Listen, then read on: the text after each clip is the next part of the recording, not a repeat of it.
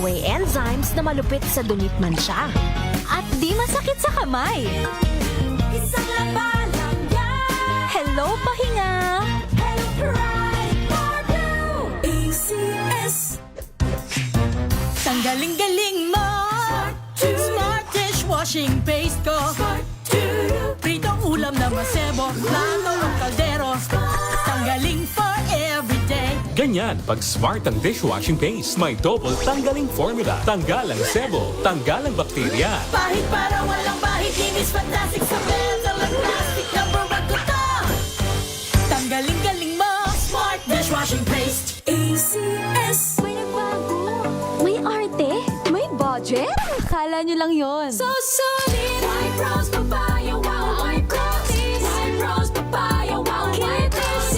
White rose papaya. May glow up with white rose papaya. White Rose Papaya. May puti power times 2 kasi may papaya at niacinamide. May shea butter and tea tree oil pa. Kutis sulit ang glow May up. glow up with white rose papaya. White Rose Papaya. Kutis sulit ang glow up. ACS. Galalala Falcon. Galalala Falcon. Ang bango ng sampayan. Tara na magsayawan. Calefabcon, amoy nakaka-joyful. Sa lahat ng bagay, simula pa lang, siguraduhing max protection na. Kasi pag kulang ang proteksyon, baka madaling masira. Sa ngipin, dapat may max protection din. Max sa alaga ng Unique Toothpaste. With Max Protect Formula, help stop cavities before they start, while keeping breath fresh. Try Unique Maximum Fluoride Protection. Para max alaga, max protektado. ACS. Galalala Falcon. Galalala Falcon. Ang bango ng sampayan. Tara na magsayawan. Calefabcon, amoy nakaka-joyful. Jiggy Manikad po. Bilang isang broadcaster, mahalaga sa akin ang tamang impormasyon. Sa lahat ng bagay, kahit sa food supplement, mapanuri ako. Kaya dito ako sa subok ng MX3 capsule. Ito'y may alpha, beta at gamma mangosteen. Para sa akin, sigurado ako sa MX3 capsule. Dito ako believe.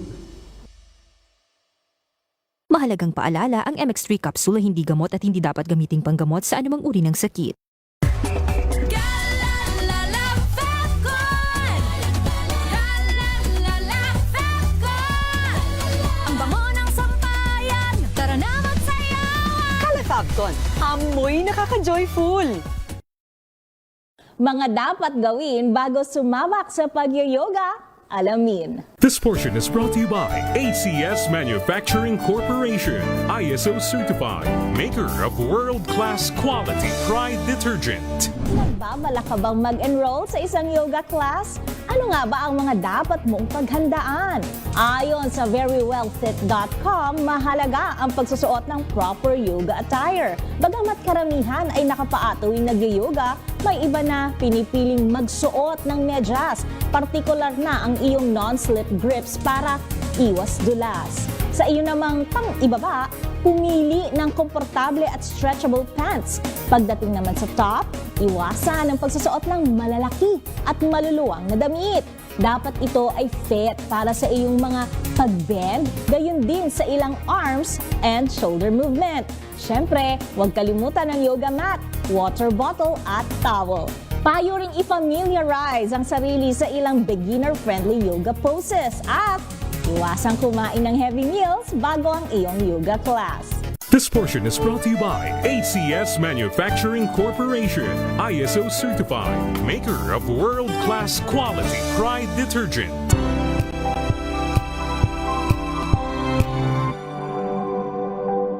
Curious ka ba sa maraming bagay? Kami na ang bahala dyan. Aalamin, tutuklasin at bibigyang linaw namin ang mga katanungang bumabagabag sa inyong isipan. Sa programa kung saan ang bawat sagot ay galing lamang sa mga eksperto. Ang Expert's Opinion, tuwing linggo alas 3 ng hapon, dito lang sa DZRH TV.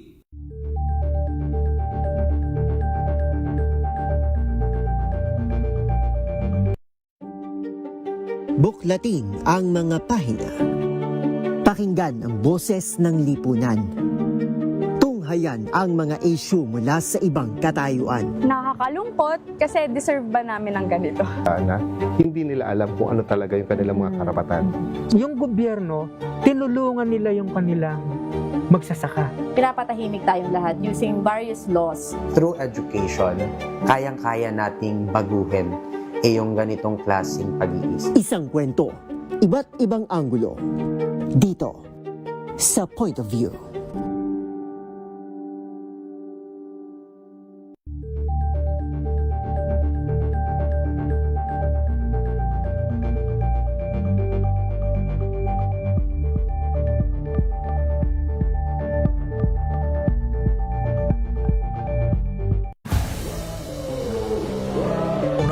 Sa Pilipinas. Manila Broadcasting Company. DZRH. Member, kapisanan ng mga broadcaster ng Pilipinas. Oras sa Bishop Joel Porlares. Alas 4:08. Uy! Nakapag-break ka na ba? Nakapag-relax ka na ba? Saan ka man nagtatrabaho, mapa-opisina man o work from home o mula mismo sa pwesto, sasabayan namin ang break time mo. Sasabayan namin ng mga balita at komentaryo, mga panayam ng mga taong viral ngayon. DZRH Break Time! RH Break Time!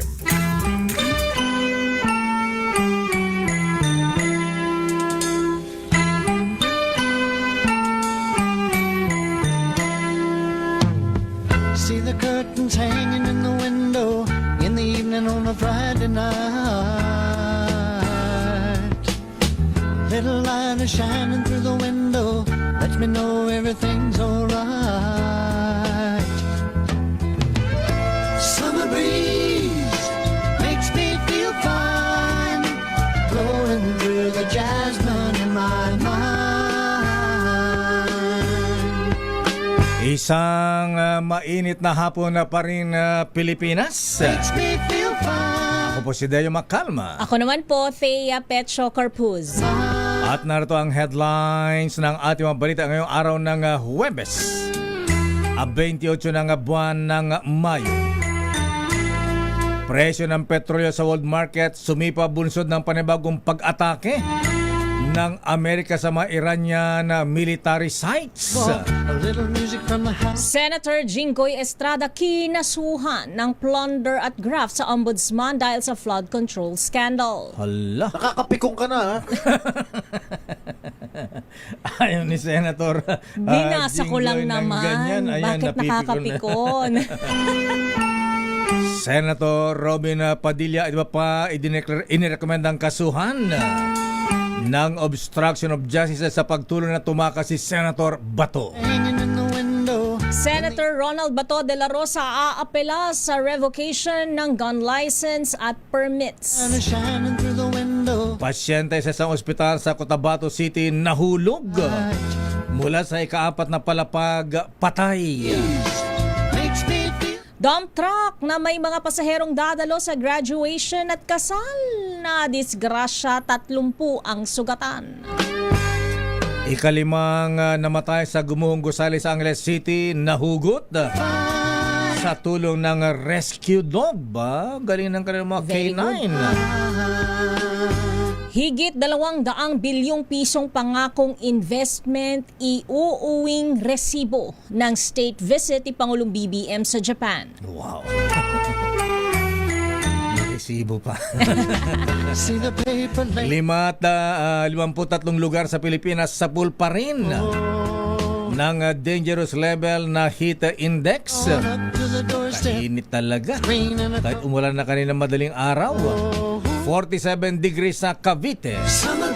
Baka ito na lakay ang solusyon. Bagyo sa labas ng Philippine Area of Responsibility na tatawaging Domeng lalo pang lalakas bilang severe tropical storm ayon sa Pag-asa.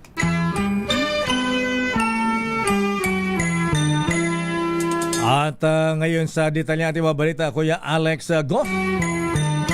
Rod Mapoy. Umakyat na naman ang halaga ng krudo sa pandaigdigang pamilihan sa panibagong pagsiglab ng tensyon sa gitnang silangan. Tumaas ng 2% ang presyo ng Brent oil sa North Sea o Brent North Sea crude sa $96.13 bawat bariles. Habang ang halaga ng main US contract na West Texas Intermediate ay tumaas naman ng 1.75% o katumbas na $90.23 kada bariles. Ang price adjustment ay epekto ng panibagong pagsalakay na naman ng Amerika sa ilang Iranian military sites. Dahil sa pangyayari ay lumabo na ang tsansang mapagtibay pa ang kasunduan na matigil ang giyera ng Amerika at Iran.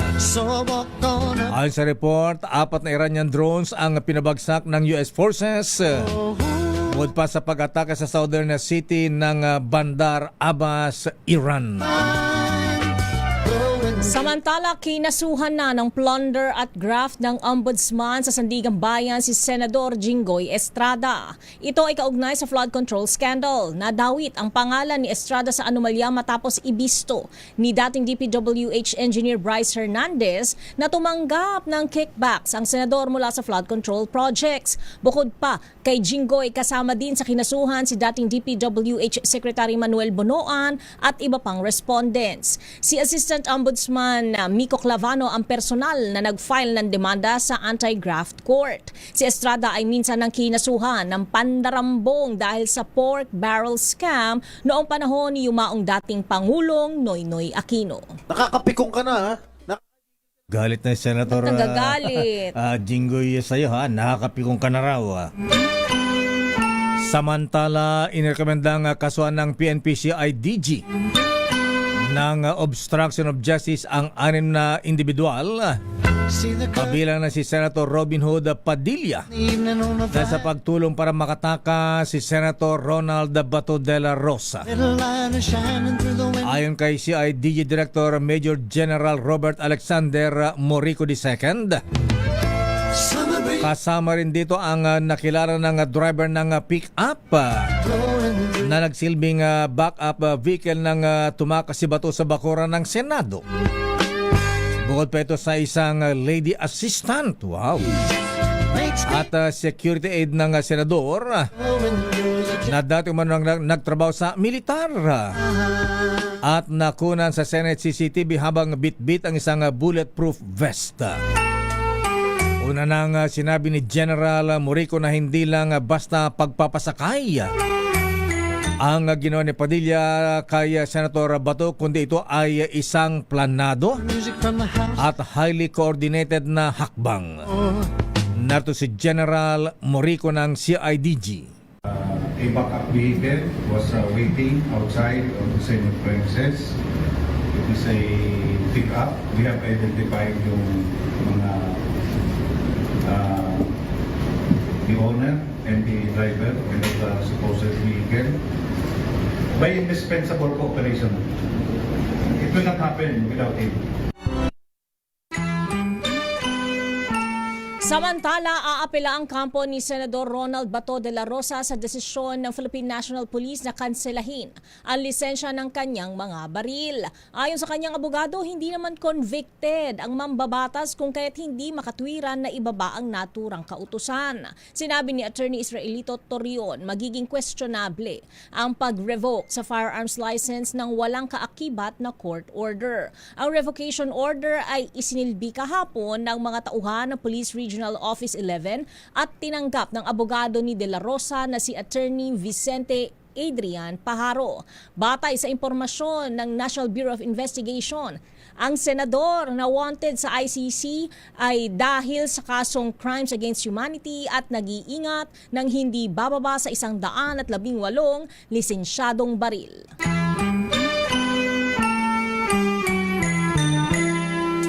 Tinawag naman ng PNP na magkakaugnay o related ang insidente ng pamaril at pagtakas ni Senator Bato de la Rosa mula sa Senado.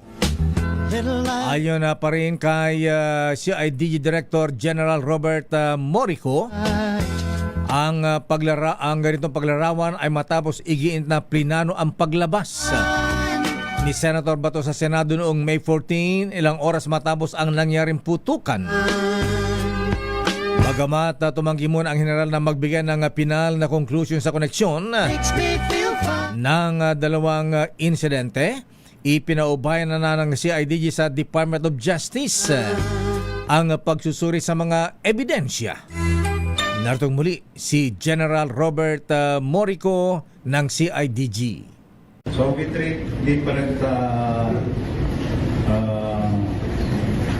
yung cases kasi based on facts, we treat it as different. We investigated the scenic shooting, then separate rin po yung pag-escape. To make conclusions is we have already turned over the case sa Department of Justice. Sinabi pa ni General Morico na may mga nakita mga bulletproof vest sa security team ni Senator Robin Padilla noong mangyari ang insidente. Nangatunay naman kung si Senator Padilla ang mastermind sa nasabing pagtakas ni Senator Bato. Sinabi niyang mayroong indispensable cooperation ang senador sa pagtakas ni De La Rosa. Samantala, hindi dapat kinukonsinti ang lawbreaker o hindi sumusunod sa batas. Ito ang babala ni Senator Francis Kiko Pangilinan kasunod ang kagustuhan ng mayorya sa Senado na payagan ang online na pagdalo sa sesyon at botohan ng mga senador. Ayon kay Pangilinan, hindi maaaring ikumpara ang kaso noon ni dating Senator Laila De Lima na kanilang hiniling na payagang dumalo sa sesyon online habang nakakulong sa kaso ngayon ni Senator Ronald Bato de la Rosa na nagtatago. Nagpaaresto at nagpakulong anya noon si De Lima habang si Bato ay nagtatago at hindi hinaharap ang kanyang kaso. Gayun din ay umiiral noon ang COVID-19 pandemic pero hindi rin ito inaprubahan ni nooy Senate President Tito Soto. Tinabla naman ni Senator Risa Hontiveros ang naging interpretasyon ni Senator Robin Hood Padilla sa force majeure o mga hindi maiwasan at hindi kontroladong mga pangyayari. Di matapos sabihin ni Senator Padilla sa kanyang post sa social media, ang mga may tuturing daw na force majeure na nakapekto sa sitwasyon sa Pilipinas.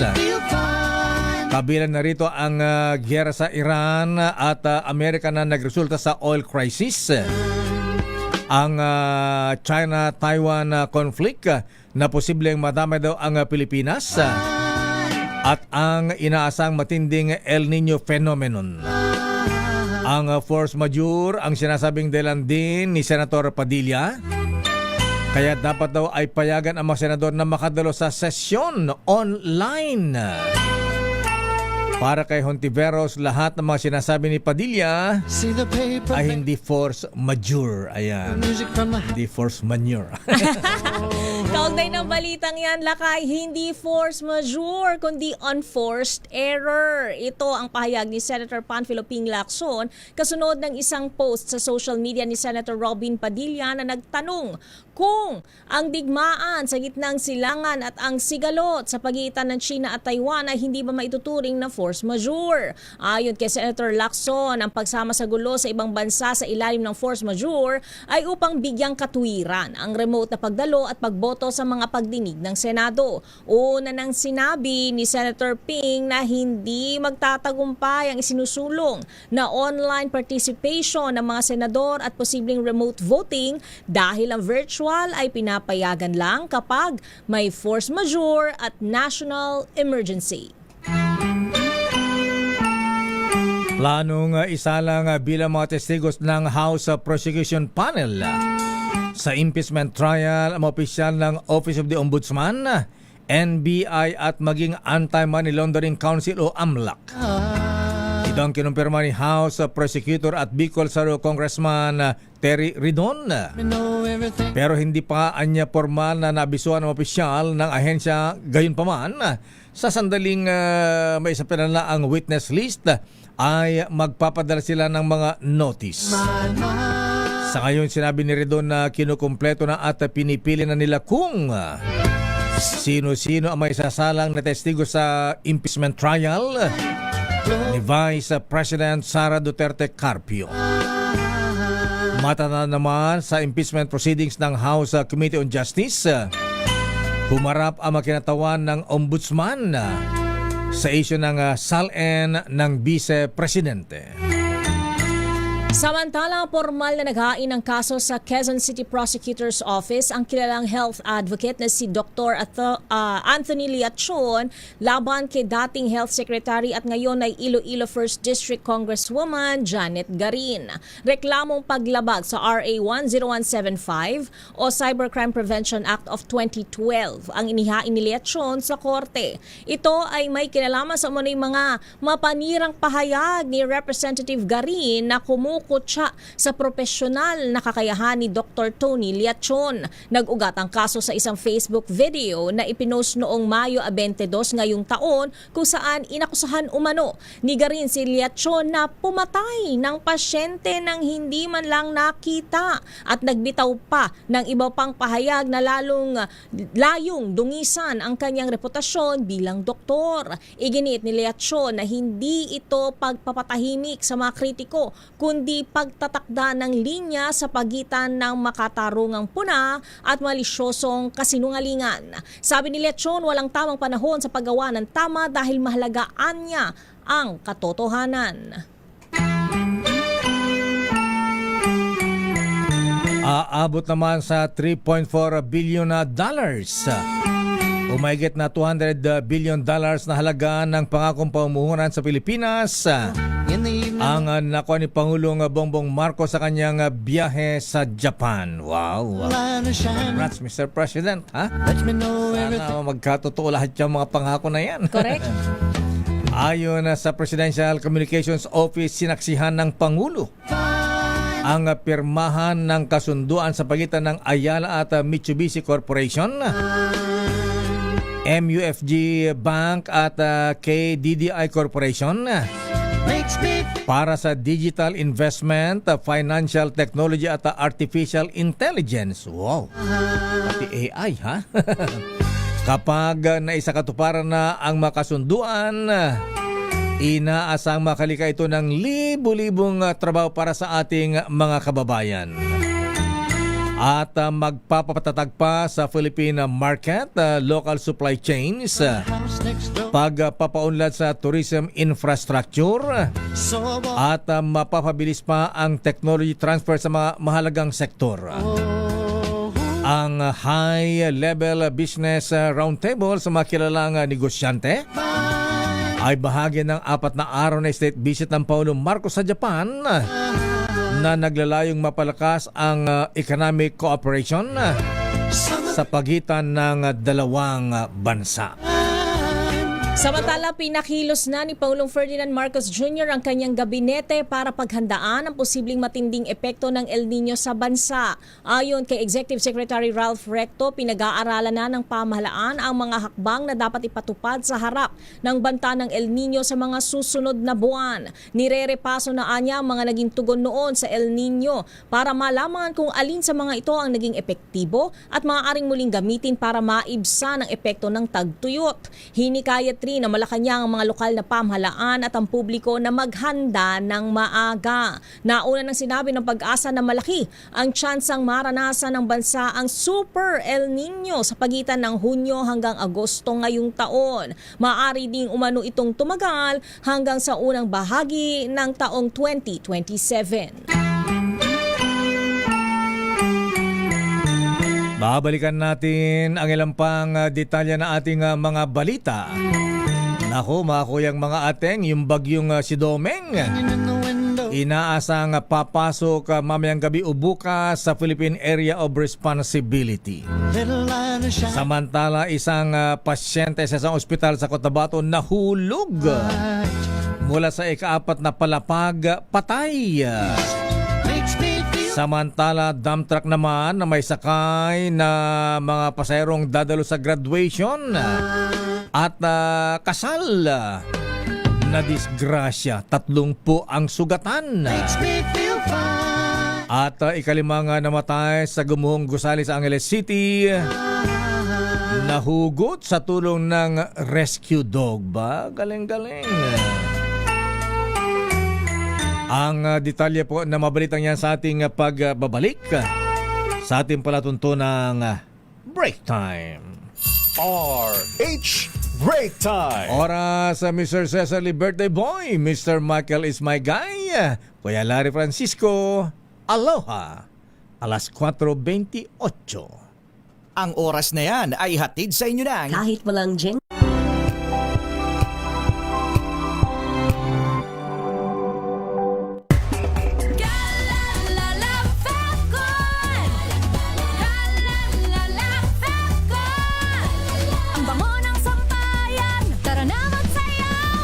Fabcon, amoy nakaka-joyful.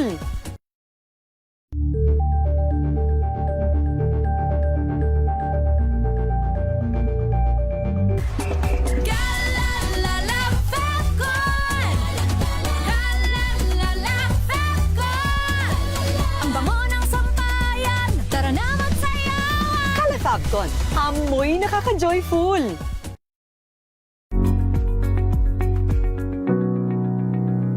This portion is brought to you by ACS Manufacturing Corporation, ISO certified, maker of world-class quality Pride detergent. Isa ka ba sa mga estudyante na mahilig magbabad sa gadgets? Yung tipong nagpupuyat para lang makapaglaro o makapag-browse sa social media? Kung oo ang sagot mo, alam mo ba na lumabas sa isang pag-aaral na hindi lang pala delikado ang pagpupuyat sa ating kalusugan, kundi pati na rin sa ating academic performance. Ang isang adult ay mayroong recommended na 7 hanggang 9 na oras na tulog kada araw. Ngunit sa dami ng gawain, mahabang commute at simpleng pagtambay sa social media, maraming mag-aaral ang nakakaranas ng irregular at kulang na tulog. Sa pag-aaral ng lead researcher na si David Creswell, isang DTH2 professor in Psychology and Neuroscience, sinilip nito ang ugnayan ng sapat na tulog sa GPA o grade point average ng isang mag-aaral. Gamit ang sleep trackers, natuklasan na umaabot lamang sa 6.5 hours ang average na tulog ng nasa 600 freshman students. Napag-alaman din na ang tuloy-tuloy na pagtulog na mas mababa sa 6 na oras ay may katumbas na 0.07 na pagbaba sa GPA sa katapusan ng school term. At kahit pa sinubukang bawasan ng academic load o magsingit ng tulog sa tanghali, naobserbahan pa rin ang patuloy na pagbaba ng kanilang marka dahil sa kakulangan ng tulog sa gabi. At kahit daw magpuyat kakaaral, posible pa rin itong makaapekto sa learning capacity ng tao kung hindi naman ito matutumbasan ng sapat na tulog. Kaya mungkahi ng kanilang pag-aaral, dapat sa mismong eskwela magkaroon ng maayos na restructuring at interventions para mapangalagaan ng mga mag-aaral ang kanilang sleep quality. This portion is brought to you by ACS Manufacturing Corporation, ISO certified, maker of world-class quality Pride detergent.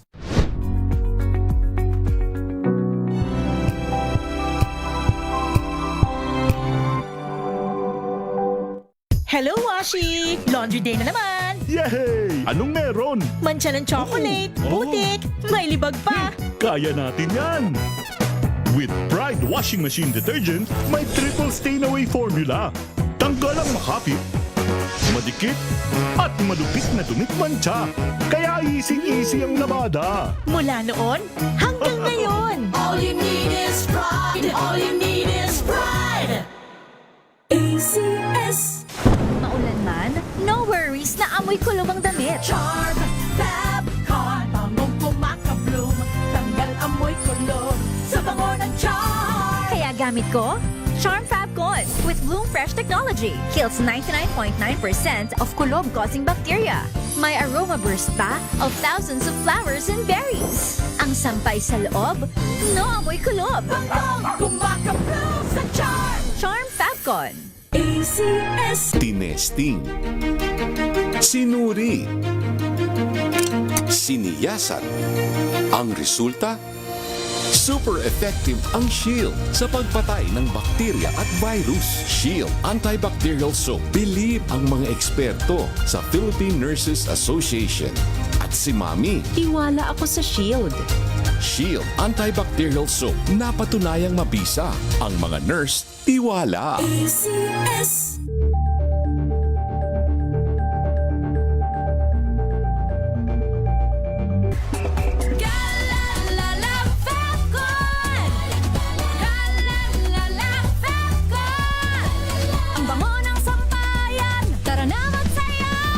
Fabcon, amoy nakaka-joyful.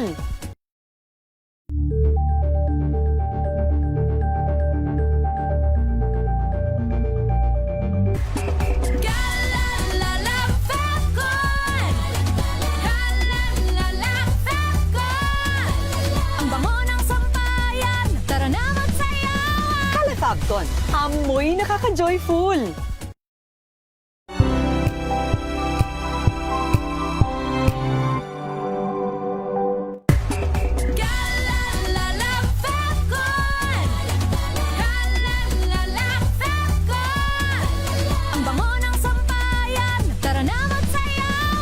Fabcon, amoy nakaka-joyful.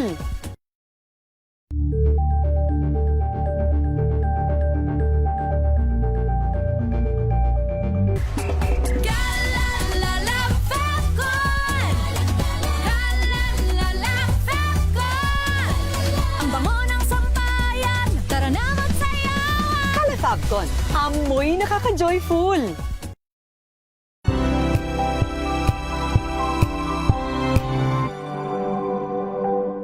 Alamin ang mga maiinit na isyung pambayan, mga balitang kailangan mong malaman, usapin sa pamahalaan, politika, ekonomiya at kabuhayan. Ito ang mga dapat mong malaman, pakialaman at pag-uusapan dahil kayo ang tinig ng mamamayan dito sa Damdaming Bayan.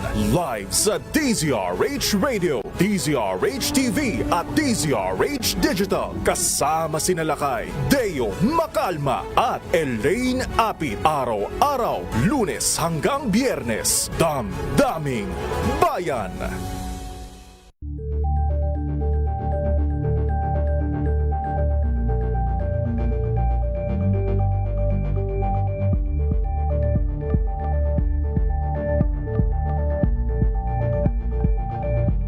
Abangan this Saturday. Becoming Live Life Beyond VR, Believe, and you're watching Scene Zone.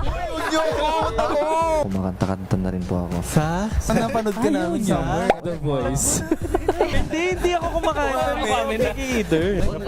Online? Kasi nakikita ko lahat nire-restore niya. Okay. Believe. At humandang ma-LSS sa kanilang kantang Mahika. Ikaw, yeah.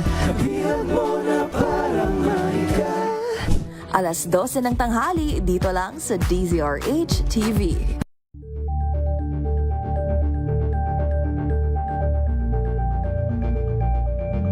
Maagang balitaan, maagang usapan sa mga issue at balita. Kasama si Kuya Angelo Palmones sa Magandang Umaga Pilipinas. Mula Lunes hanggang Biyernes.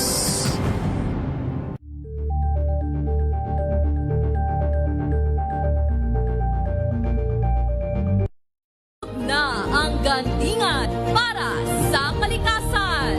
Ang itinanghal bilang Best AM Radio Program Host ay si Cesar Chavez para sa special on Saturday ng DZRH.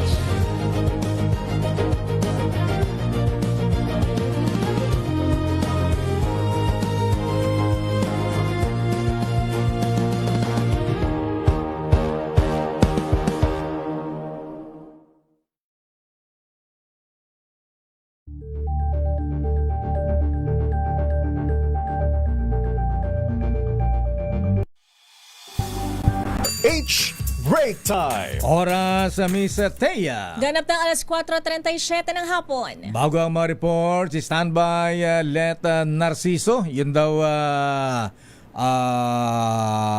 mga nakuha ng na pledges ng presidente sa Japan. Ayan, report ni Leta Narciso. At sigalot sa mungkayang online sa pagdalo sa sesyon ng mga senador. Aba, baka daw umabot pa ng Supreme Court. At impeachment laban kay VP Sara dapat nang atupagin ng Senado. Issue ng flood control anomaly, ipaubay na sa ombudsman. O nga, nagkakalimutan yung issue ng flood control. Nagkakapatong-patong lakay sa dami ng issue. Yes, at usapin ng pananagutan naman ni Senate President Alan Peter Cayetano sa pagtakas ni Senator Bato, abay ipaubay daw sa DOJ, ay naman sa CIDG. Pero bago ang mga reports, narito muna ating kring-kring. Kring-kring kring-kring panalo. Ayan. Ano ba talaga, Don Pobre? Niloloko mo ako, ha? Ayan, flash report daw muna. Ayan, yung flash report. Flash Report. Flash Report! Basa, Miss Thea. 5 na ang nasawi sa nadisgrasyang dump truck sa Benguet. Babasahin na ba, ibibigay na ba natin ang detalye? Tawagin natin RH41 Romy Gonzales. Romy? Kinumpirma ni Kabayan Mayor Rex Alvin Akisan na 5 sa 39 na pasahero na isang 6-wheeler dump truck ang nasawi matapos na bumaliktad kaninang alas 10 kaninang umaga sa kaban ng Congressman Andres Acop Cusalan Road, partikular sa Sitio Guay, Poblasyon Kabayan, Benguet. Ayon kay Mayor Akisan, ang natanggap ng mga kabayan na personnel ng Municipal Disaster Risk Reduction Management Office ang informasyon bandang alas 17 kanina umaga na kung saan itong dump truck na may lulang 39 na pasahero ang natumba sa naturang lansangan. At sa kanilang nakuang latest report, ang naturang 6-wheeler truck ay galing sa Bauco Mountain Province at patungo sana sa Bangbang, Nueva Vizcaya para dumalo sa isang graduation at kasal. Subalit na aksidente nga sila sa bandang Kabayan. Ayon sa kanya ay sa 12 pasahero na nagtamo ng minor injuries, sila ay sinugod sa Kabayan Regional Health Unit kasama ang driver, samantalang yung 12 pasahero ay walang pinamang mga sugat at sila ay naka-accommodate sa Kabayan Regional Health Unit sa Poblasyon, Barangay Hall. Ayon sa kanya, yung kumpirmado mga nasawi na 5 ay kinabibilangan ng 3 taong gulang na batang lalaki, isang 11 anyos na batang binatilyo, 49 anyos na lalaki at 2 adult pa na male victims na hanggang sa ngayon ay hindi pa binibigay ang kanilang mga edad. Sa ngayon ay patuloy na inaalalayan ng Kabayan LGU itong mga naging biktima at malamang ay pinatawagan na rin nila yung kamag-anak na mga nasawi sa naturang sakuna na nangyari sa may area ng poblasyon sa Kabayan kaninang umaga. Ito si RH41 Romy Gonzales, first. Yes. Ayan, ano nangyari dun sa dump truck? Nawalan ba ng preno? Ayan. Nagkaroon ng mechanical defect lakay habang tinatak nito yung pakurbang bahagi ng Congressman Andres Acop Cusalan Road. At biglang nawala ng kontrol itong driver kung kaya't bumaligtad. Kung kaya't yung 39 na pasahero nito kasi kabilang ang driver ay nasugatan nga at 5 sa kanila ay habang ginagamot ay nasawi. Ayon kay Mayor Akisan ng Kabayan Benguet. Okay, maraming salamat Romy Gonzales mula sa Baguio City. So yan muna latest. Ito si RH41 Romy Gonzales para sa DZRH, una sa Pilipinas, una sa Pilipino. Flash Report. Flash Report! Paano? Hindi na nakadulo ng graduation at saka kasal. Ayan, napunta sila sa ospital. Samantala, bago ang mga reports, abay mamigay muna tayo ng ating aginaldo sa ating Kring-Kring Panalo promo. Take it away, Head. Makinig maigi! Ito na ang chance mo na manalo ng instant 500 pesos kapag darinig mo na ang mahiwagang Kring-Kring. Tignan mo na ang iyong cellphone, baka ikaw na ang susunod naming winner sa Kring-Kring Panalo Malakas sa telepono. Paano sumali? Bisitahin ang Facebook page ng DZRH, fill up pa ng Google Sheet na nakapin sa DZRH FB page at hintayin ang aming tawag sa telepono. Kring-kring na!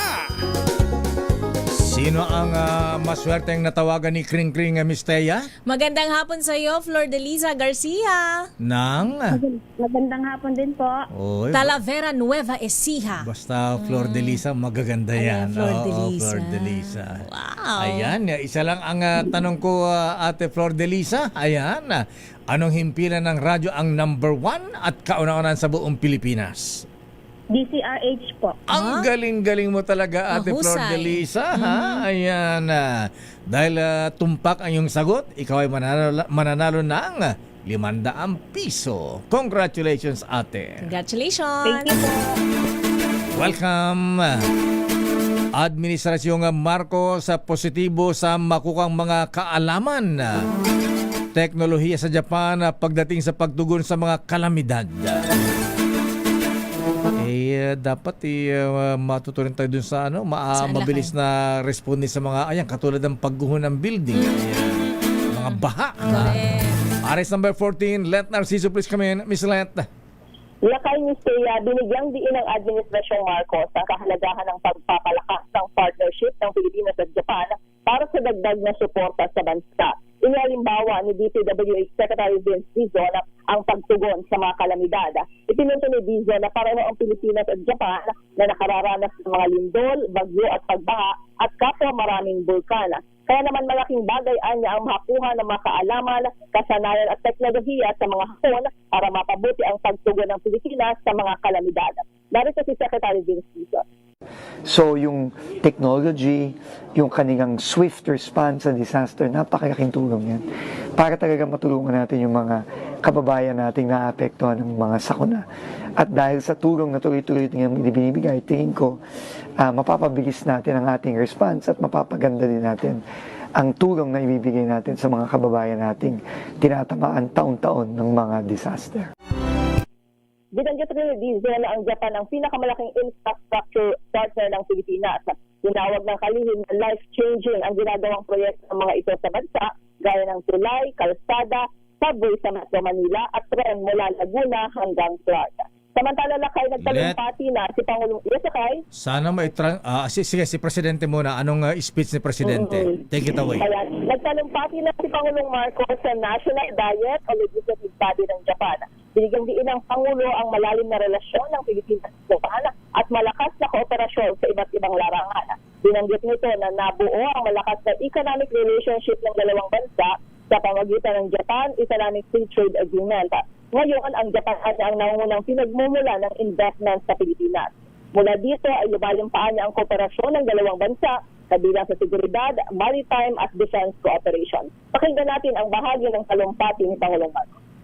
Her Excellency, Prime Minister Takaichi Sanai, the Honorable President of the House of Councilors, Sekiguchi Masazaku, the Honorable Speaker of the House of Representatives, Mori Esuke, the Honorable Members of the National Diet, including the members of the Japan-Philippines Parliamentary Friendship League, ladies and gentlemen, it is with great honor that I bring the warmest greetings from the Filipino people to this citadel of democracy and to the people of Japan. 70 years have passed since our two countries decided to restore normal diplomatic relations, determined to write a new chapter in our shared history, anchored not in the shadows of the past, but in the promise of a partnership for the future. The relationship between the Philippines and Japan is, at its core, a story of transformation, from reconciliation to deep mutual trust. After the war, President Elpidio Quirino chose the path of reconciliation, guided by the belief that, after all, destiny has made us neighbors. We made peace with the past, and so, on July 23, 1956, the Philippines and Japan normalized diplomatic relations. Japan's reparations became the starting point of a partnership that steadily built confidence and goodwill. Ayan na kayo, bahagi ng talumpati ni Pangulong Marcos sa National Diet ng Japan. Lakay? Yan, abay, ba't wala na rin nagpalakpak? Anyway, Very timid sila Lakay. Pinalakpak sila pagkatapos ng speech niya, Lakay. Ganon. Ayan. Ang sabi ko, Miss Leta, sana mai-transfer din yung technology sa atin ng mga Hapon. Yung bang technology na pagka na-involve sa mga katiwalian, naghaharakiri. Oo nga. I-adapt ba natin yan? Technology. Ano yung Lakay? Hindi yung technology, Lakay, kultura. Ganun ba yun? Ayan. Iba yung kultura natin. Pwede ba? Walang umaamin. Pwede bang sana ganun din ang matutunan dito sa atin? Ayan. Huwag na nagagawa ng masama. Yan ang isa. Malayo sa ating Lakay, huli na nga. Todo tanggi pa eh. Siguro kung mahawa tayo sa ganung kultura, Miss Leta, ayan, uunlad na ang bansa natin. Ayan, yan ang pinakamalaking maiuwing pasalubong ng Presidente Marcos. Dami kasi kapalmuks Lakay eh. Iba rin kasi talaga yung pagrespeto ng mga Hapon. Iba yung kanilang sipag. Basta, Lakay, kasi makita mo dun sa, sa bansa nila, di ba? Kung gaano sila kalayo na kumpara sa ibang mga bansa. Ayan. Happy sana ang sambayan. Okay nga, Rod. Konnichiwa. Domo arigato gozaimasu, Leta Narciso-san. Balik sa inyo, Lakay, Mr. Sana mauso dito ang harakiri sa mga opisyal na Kaya nasa sangkot nagpupuskol sa mga rupa daw Lakay. Kasano? pang-aspalto. Word! Samantala, Lakay, sigalot sa mungkahing online na pagdalo sa sesyon ng mga senador, posibleng umabot sa Korte Suprema. Ayon kay Senator Ping Lacson, ang detalye ibibigay sa atin ng RH28 Raymond Adpaas. Raymond. Mr. Mayor, malaki ang posibilidad na makarating sa Korte Suprema ang isyu ng isinusulong ng mayorya sa Senado na pag-amyenda sa rules pabor sa pagdalo online ng mga senador sa sesyon at para makaboto. Ito ang babala ni Senator Panfilo Ping Lacson kasunod ng kanilang mainit na debate noong gabi ng Martes na nagresulta sa walkout ng minority. Paliwanag ni Lacson kapag pinilit ito ng mayorya ay may tuturing na grave abuse of discretion na siyang magtutulak sa kanila upang magkain ng petition sa Korte Suprema.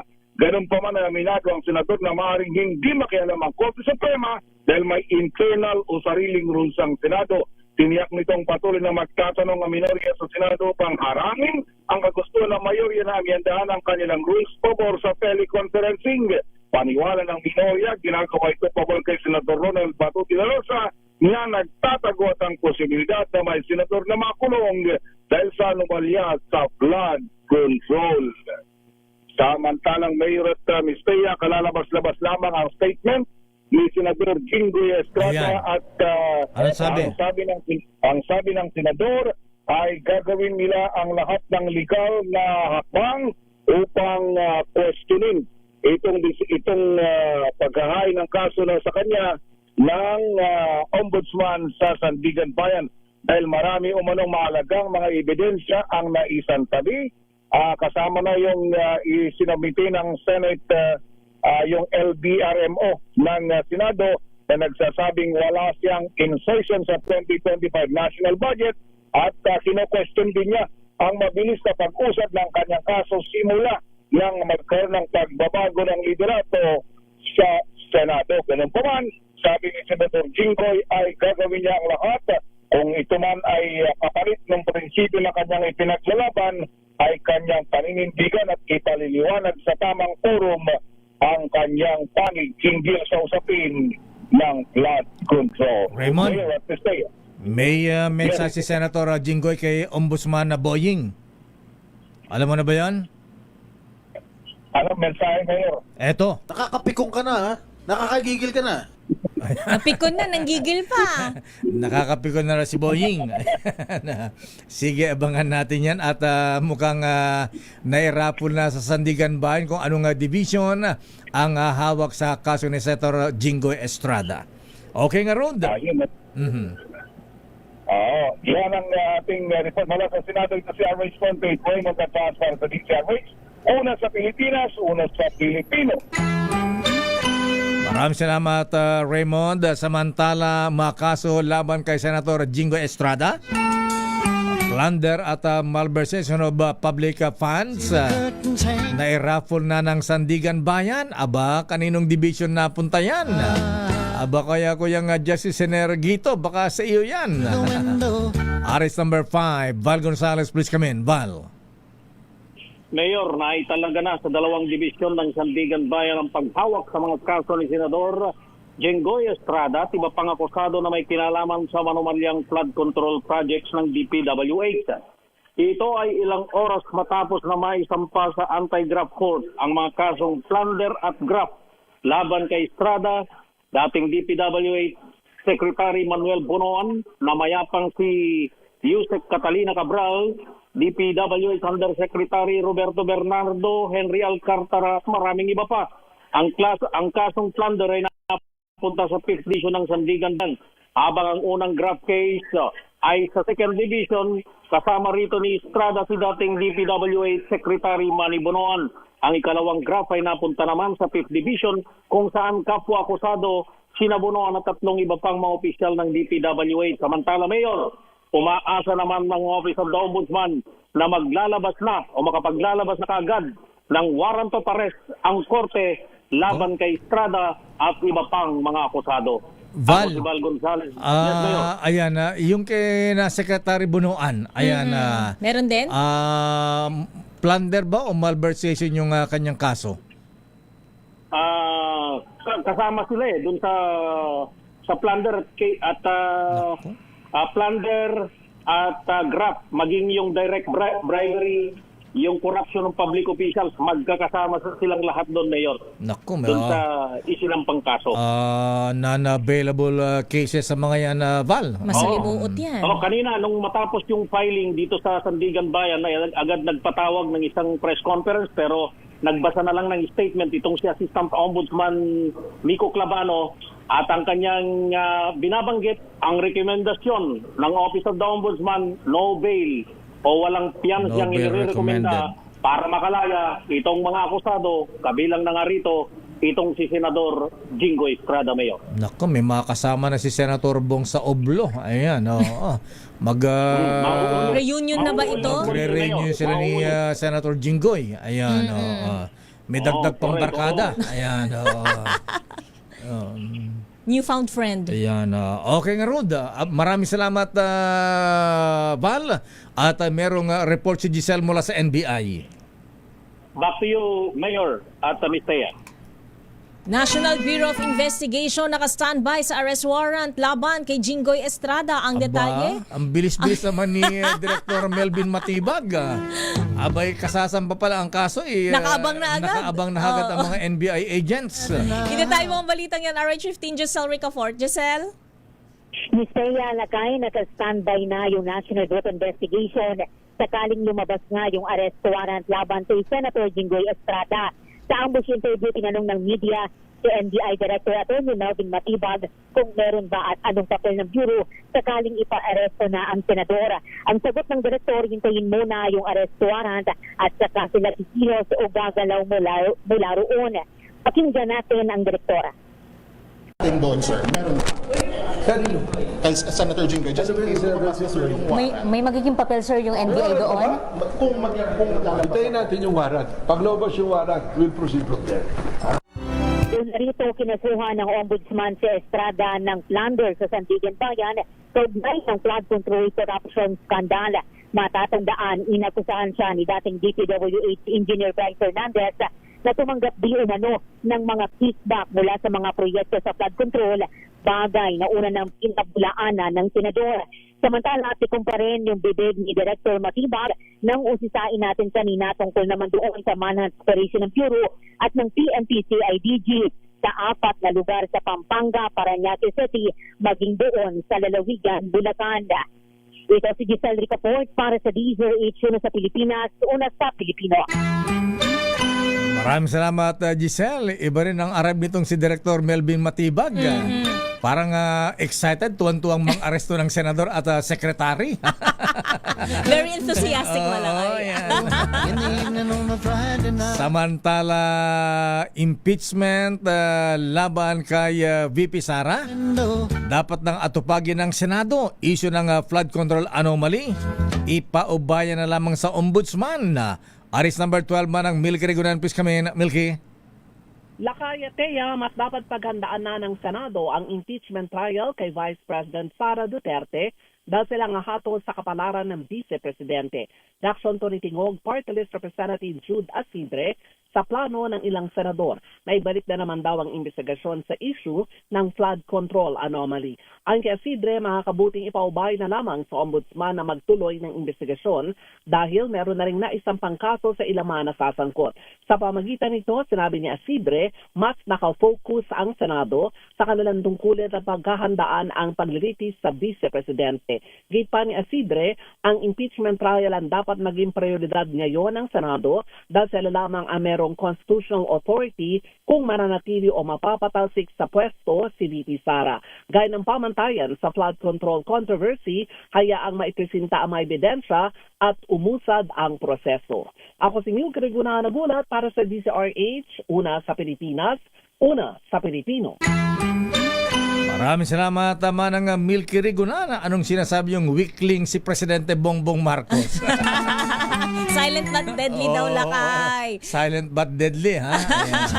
Usapin ang pananagutan ni Senate President Cayetano sa pagtakas ni Bato. Ipauubaya sa Department of Justice ayon sa CIDG. Ida tayo mabalitang yan. RH52, Edniel Parrosa. Edniel. Ipinaubaya ng Philippine National Police sa Department of Justice, Lakay at Mistea, kung may pananagutan din ba si Senate President Alan Peter Cayetano sa pagtakas si Senator Ronald De La Rosa mula sa protective custody ang mataas na kapulungan ng Kongreso. Naharap kasi samahan si Bato epekto ng arrest warrant mula sa International Criminal Court. Ayon kay PNP CIDG Director, Police Major General Robert Alexander Moritz II, bahala nang mag-evaluate ang DOJ sa mga ebidensyang kanilang nakalap at patuloy na iniimbestigahan ng pulisya. Sagot ito ni Moritz sa tanong ng media sa Campo Crame kung kasama ba si Cayetano sa 6 na kataong inirekomenda ng CIDG para makasuhan obstruction of justice. Hindi ito direktang itinanggi ni Morico at sa halip, iginiit na labas na sa kanyang paycheck ang naturang impormasyon. Magunit ang inamin ni De La Rosa na si Cayetano ang humimok sa kanyang magpakita sa Senado matapos ang 6 na buwang pag-absent upang makakuha sila ng sapat na boto at nakuha ang mayorya sa Senado. Sa ngayon, ang sigurado lamang at napangalanan ng swak sa nilulutong referral ng CIDG ay si Senator Robin Hood Padilla na siyang nagatid kay Bato patakas sa Senate Protective Custody. Paglalarawan ni General Morico, indispensable ang partisipasyon dito ni Padilla at hindi may sasakotaparan kung na siya. Ako si Edniel Parrosa, nag-uulat para sa DZRH, una sa Pilipinas, una sa Pilipino.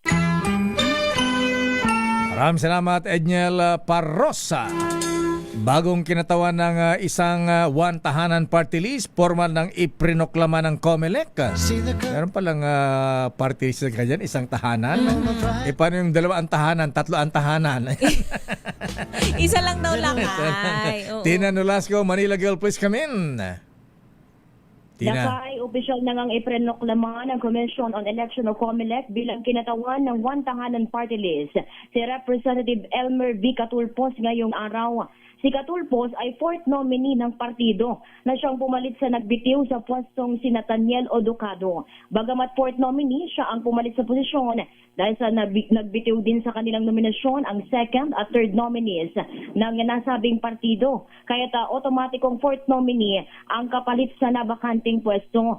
Matatanda ang nagbitiw si Oducado sa pwesto dahil anya sa health reason at upang magkaroon ng oras sa kanyang pamilya. Una na ring itinanggi ni Oducado ang mga espekulasyon na may kinalaman ng kanyang resignation sa kanyang boto na sumusuporta sa impeachment complaint laban kay Vice President Sara Duterte. Ito si RH19 Nolasco para sa DZRH, Una sa Pilipinas, una sa Pilipino. Weh, anong kasunduan diyan? Kasunduan diyan. Kasunduan lakay. Tatakbo tapos sasabihin ay Health health reasons. reasons. Showbiz, Miss Thea. Eto na nga't si Kai Soto, ikinasal na sa aktres na si Rere Madrid. Ida tayo mabalitang yan, Angelica Cosme. Road to Forever na ang basketball star na si Kai Soto at kapuso actress na si Rere Madrid. Ang celebrity couple nagpalitan ng matamis na I do sa pamamagitan ng isang garden wedding ceremony sa Alfonso, Cavite, officiated by Mayor Randy Salamat. Pinakamalaking natutunan namin sa journey na to so far is love is not just a feeling, it's a choice. Ikaw nagsabi nun sa akin Ano ba yan? Sa post na ngayon si Mrs. Soto, sa kabila ng mga pinagdaanang pagsubok, mas naging strong daw ang kanilang pagmamahalan. Ngayon, magkasama na raw nilang tutuparin ang mga pangarap. Kasabay niya, nagpaabot din ito ng pasalamat sa love and support ng kani-kanilang pamilya. Si Rere ay kapatid ng aktor na si Ruru Madrid. Makikita nga ring present ang girlfriend nitong si Bianca Umali. Habang may special performance rin ang parokya ni Edgar frontman na si Chito Miranda sa reception ng kanilang wedding. Taong 2024 nang magsimula ang love story ng Gilas Pilipinas Center na si Kai Soto at aktres na si Rere Madrid. At yan ang latest sa mundo ng mga sikat. Ito po ang inyong showbiz angel ng DZRH TV, una sa Pilipinas, una sa Pilipino. Congratulations! Maraming salamat, Angelica Cosme. At yan na mahibigan ng kaboranteng palatuntunang break time. Lakay, batiin ko lang, nagpaabot Sino? ng kanyang pagmamahal. Sino? Ayan ang Supremo na si Senator Lito Lapid. Kasama na rin. Hello din kay Cheza ZOO, Mark Lapid at Chief of Staff na si Ricky Ileto, Benji Navea and Florante Rosales at mga staff niya. Lakay na nakatutok din sa atin. Maraming salamat po. Binigyan ka rin ng mahablang at saka Pinaramdam sa suman. akin ang pagmamahal. Baka magselos si Pia niya, Senator Pia, ha? Ayan. Sounds like daw lakay. Pia, Teya. Baka kaya naligaw sa akin. Senator Lito, lapid-lapid. Alam ba ni Mrs. to? Ako po! Kaya alam mapagmahal ang Supremo. Love daw lakay. Happy birthday din kay Ka-Girly Plato. Ayan, mula kay Congressman Ka-Adora Plato, kay Miss Jerome Pagaragan, at Miss na Dana Pabunan ng PMA Sandigan 82, kay Kuyang Mabing 9 ng TM Kala 136, mga brethren, batiin natin. Si Nicky Carpio ng Bayambang Pangasinan, at May Mendoza ng Victory Church, at Kuyang Ray Mina. Ako po si Dayo Makalma. Ako naman po, Thea Petro Corpuz. How much lakay? Ay, o nga pala, sabi ni Ninong Michael is my guy, ang palitan ng dollar, How much? 61 pesos and 59 centavos. Ayun. Are we strong lakay or ano? Tumaas ba? O holiday kahapon Ay, wala. Oras, parang sardinas lang. 5:05. This time check is brought to you by ACM.